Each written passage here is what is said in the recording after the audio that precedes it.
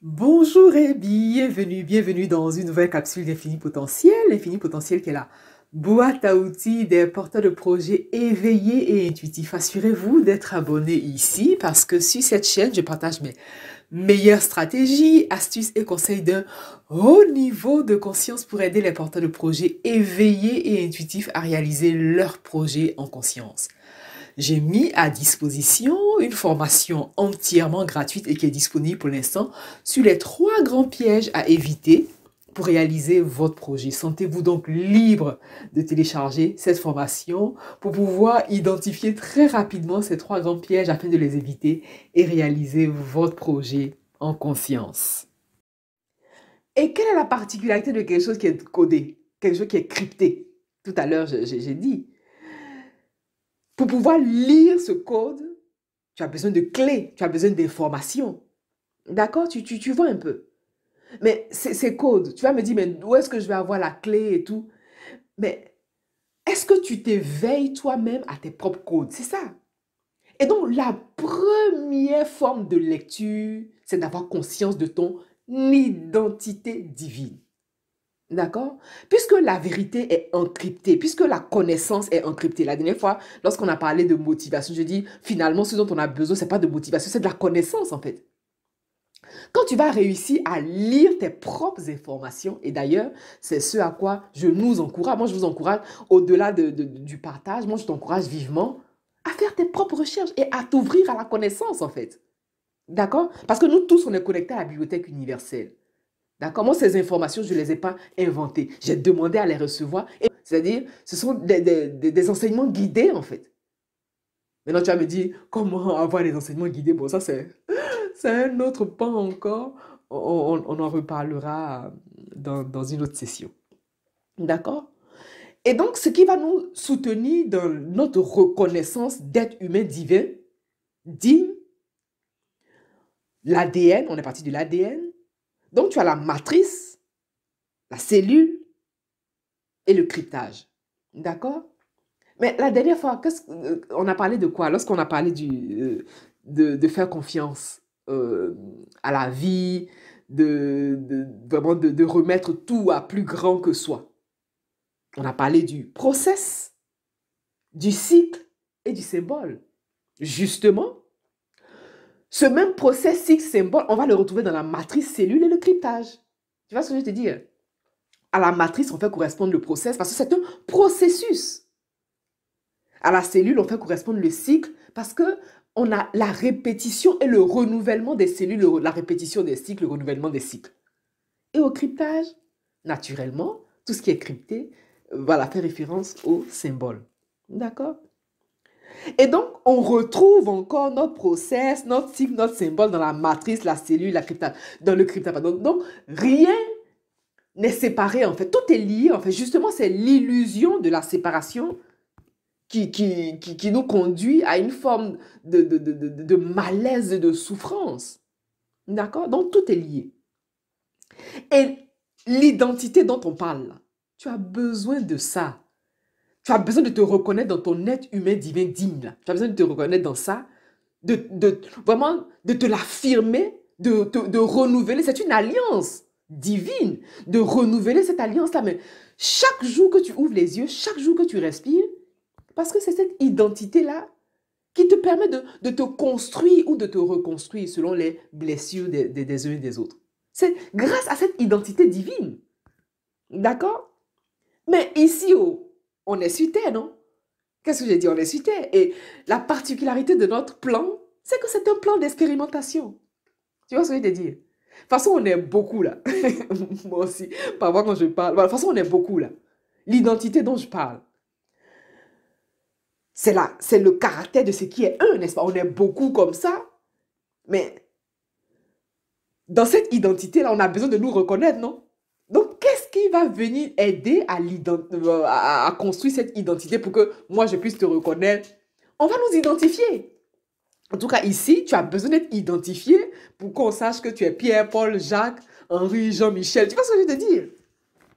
Donc, la question de l'identité, au-delà de la partie spirituelle qui est une assise, mais ici, tu as besoin d'être identifié.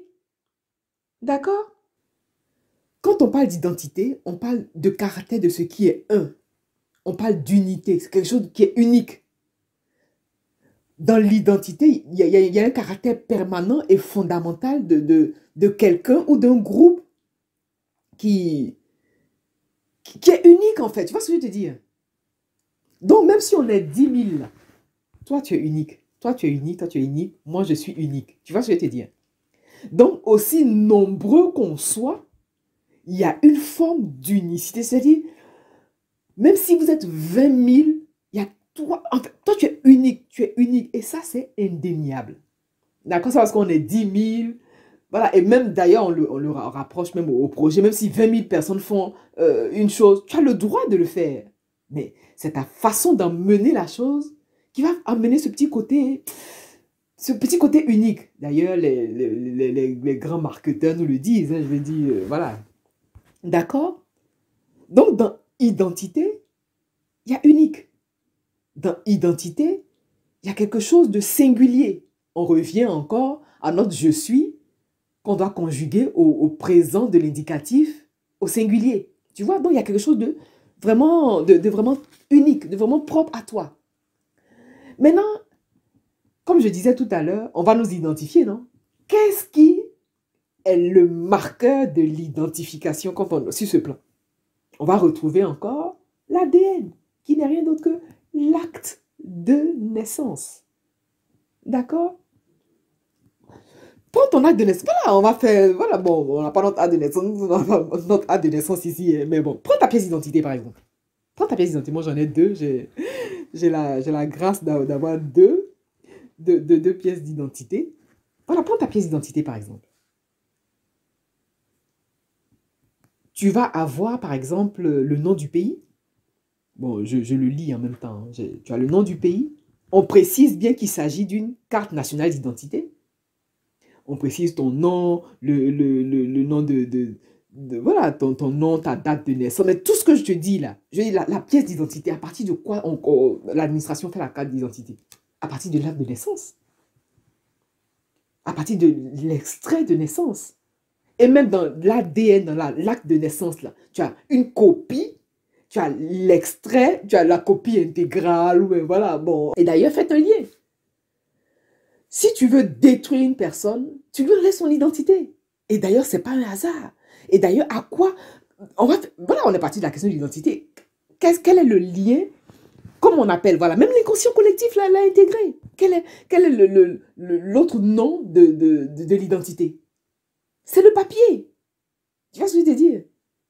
Bon, le papier aussi qui est le symbole. Voilà, le papier qui est le symbole aussi de l'argent. Bon, tout ça, on va travailler. D'accord? Donc, quand tu enlèves le papier d'une personne, mais tu lui as tout enlevé.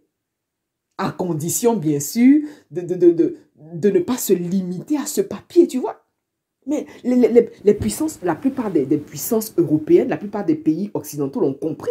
Je fais juste un petit détour parce que ça, c'est voilà, un sujet, mais tout un pan. Tu enlèves les papiers. Quand on parle de, prenons par exemple, quand on parle de papier, quand on dit, ah ben, un tel n'a pas ses papiers et tout. Mais tu ne peux rien faire parce qu'on n'arrive même pas à t'identifier.